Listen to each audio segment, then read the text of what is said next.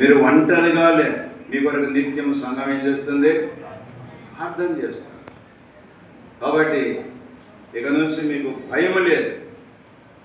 కాబట్టి ఈ రోజు నుంచి మీరు ఏం చేయాలో? ప్రభు యొక్క శరీరంలో రక్తములో పాలు పొందాలి. యేసుకున్న వారు చెప్పినాడు ఒక మాట, నా శరీరము తిని నా రక్తము త్రాగిన వాడే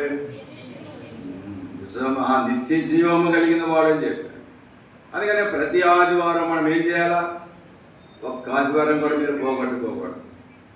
పూర్వ దినాల్లో హెబ్రోనాలు అంట, ఒక్క ఆదివారం ఏదైనా పోతే మేము చాలా పాపం చేసామని బాధపడేవాళ్ళంట. మరి ఈ దినాలు అట్లా లేవు కదా.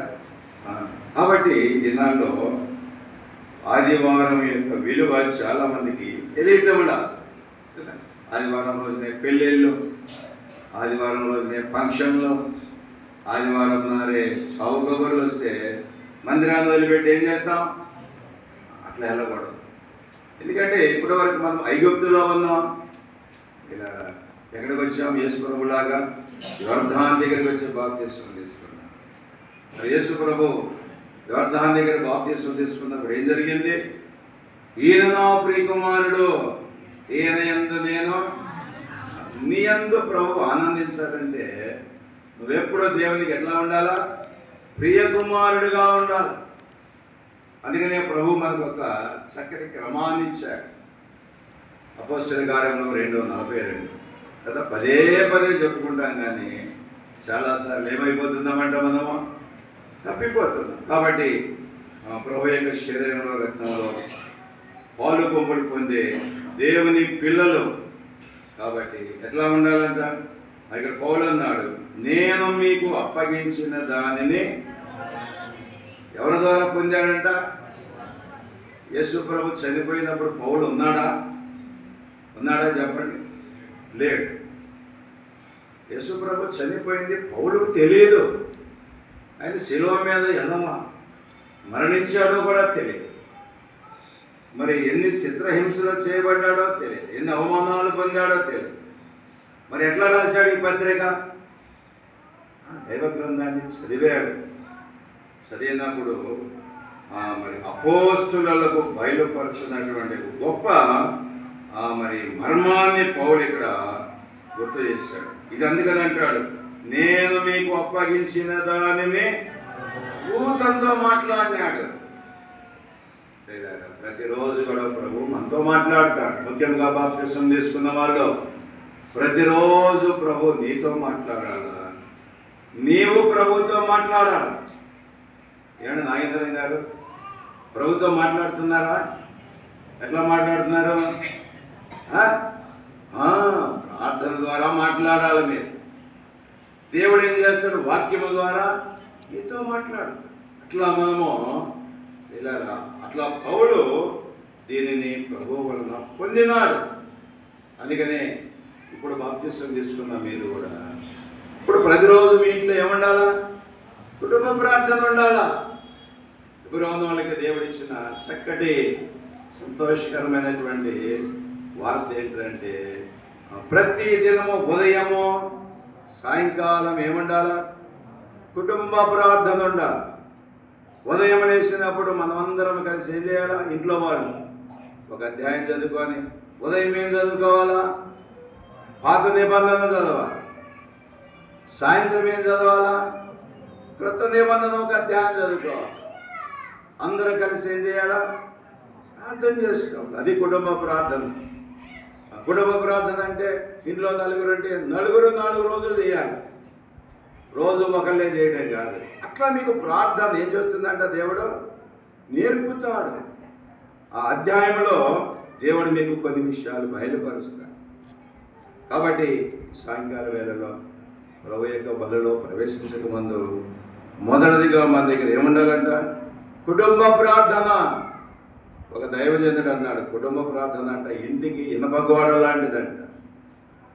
మీ ఇంటిలో కుటుంబ ప్రార్థన లేకపోతే కలవరాలు వస్తాయి, కన్ఫ్యూజన్ వస్తుంది, అపార్థాలు వస్తాయి, అనాలోచనలు వస్తాయి. అందుకని ఉదయం లేస్తూనే ఎన్ని గంటలకు లేగాల మనం? హెబ్రోను వాళ్ళు ఎన్ని గంటలకు లేగాల? 5 గంటలకే లేకాలి. భక్సింగ్ గారు పెట్టిన క్రమం అది. నువ్వు 1 గంట దాకా, 2 గంటల దాకా, 3 గంటల దాకా పనిచేయి. మళ్ళీ తెల్లవారుజాము ఎన్ని గంటలకు లేగాల? 5 గంటలకల్లా నీ ఇంట్లో బల్బు వెలగాల, నీ ఇంట్లో ఒక పాట ఎదబడాల. అందుకని నీతిమంతుల గుడారంలో రక్షణకు వచ్చిన ఉత్సాహ సునాదమో వినబడాలి. అప్పుడు నీవు బాప్తిసం తీసుకుంటే నీకు మేలు జరుగుతుంది.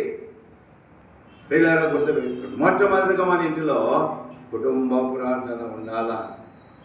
అందుకని అపొస్తలుల బోధ, సహవాసం, రొట్టె విరుచుట, ప్రార్థన చేయటం మనకు అది నేర్పిస్తూ ఉంది. అలా నువ్వు చేసుకోగలిగితే నిజంగా నీ కుటుంబాన్ని దీవిస్తాడు. నీ ఇరుగు పొరుగు వారిని కూడా దేవుడు ఏం చేస్తాడంట? ఆశీర్వదిస్తాడు. కాబట్టి మనం అలా చేయగలిగితే ప్రియులారా, ప్రభువు మనను బలపరిచేవాడిగా ఉంటున్నాడు. రెండవదిగా మనం ఏం చేయాలా? చూడండి, ఇక్కడ ప్రకటన గ్రంథం 1వ అధ్యాయం. దేవుని వాక్యాన్ని మనం ఏం చేయాలంట? ఇవన్నీ మనకు తెలిసినవే, వింటూనే వస్తున్నాం. అయినా కూడా మీరు ప్రత్యేకంగా ఈ సంగతులు మనం ఎరగవలసిన వారమై ఉన్నాం.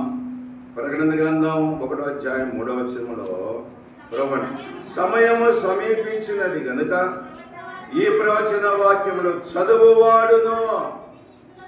రెండవదిగా వ్యక్తిగతంగా నీవు బైబిల్ చదవాలి. అర్థమవుతుందా? చాలా ఇళ్లలో మంచి మంచి బైబిల్ ఉంటాయి, కానీ బైబిల్ మాత్రము చదవరు, తీయరు. అది కారణం ఎక్కడ ఉందంటే ఇప్పటికీ తిరిగేస్తూ ఉంటారు కదా. కాబట్టి రెండవదిగా నువ్వు ప్రభు వల్లలో పాలు పొందే ముందు మొట్టమొదటిగా ఏముండాలా? కుటుంబ ప్రార్థన ఉండాలి. ప్రభుని ఆరాధించే అనుభవం ఉండాలి. ప్రభు రాత్రంతా నిన్ను కాపాడినాడు, భద్రపరిచినాడు. రోజు గంట 2 లక్షల మంది చనిపోతున్నారంట. రోజుకి ఎంతమంది చనిపోతున్నారు? మరి దాంట్లో మనం లేవు. ఈ రోజున దేవుడు తప్పించాడు, ఆయుష్నిచ్చాడు, ఆరోగ్యంనిచ్చాడు. ఇది నాన్న ఈ బాప్తిస్మ కార్యక్రమంలో మనం చేరువచ్చాం. మనం యోగ్యులమనా? కాదు. దేవుని దయ అంతే, దేవుని కృప. కాబట్టి రెండవదిగా మనం ఏం చేయాలంట? ఈ ప్రవచన వాక్యములో చదువువాడు. కాబట్టి మనము బైబిల్ చదవాలా. బైబిల్ని ధ్యానిస్తే జ్ఞానం వస్తుందంట. ఏమొచ్చిందంట? బైబిల్ని ధ్యానిస్తే దైవ జ్ఞానం వచ్చింది. అందుకని యాకోబు ఏమన్నాడు? పైనుండి వచ్చే జ్ఞానము పవిత్రమైనది.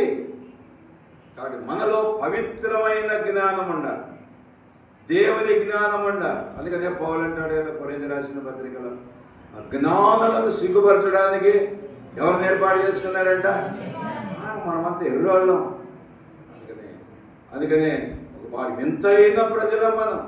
కాబట్టి రాత్రి ప్రభు అంటున్నాడు ఒక మాట. రెండవదిగా మనం ఏం చేయాలంట? అది వాక్యం సంవత్సరానికి ఒకసారైనా నువ్వు బైబిల్ చదవాలి. అర్థమవుతుందా? ఎన్ని ఏళ్ళైంది నువ్వు రక్షించబడి? మా దగ్గర ఒక అంకుల్ ఉండేవాడు, 50 సంవత్సరాలు రక్షించబడి. అంకుల్ గారు మీరు ఎన్నిసార్లు బైబిల్ చదివారంటే, ఎరగమ్మ కాండంకి వచ్చేపాటికి ఆగిపోతాడంట ఆయన బైబిల్ చదవడం. ఎట్లా ఉంటే నువ్వు ఎట్లా నువ్వు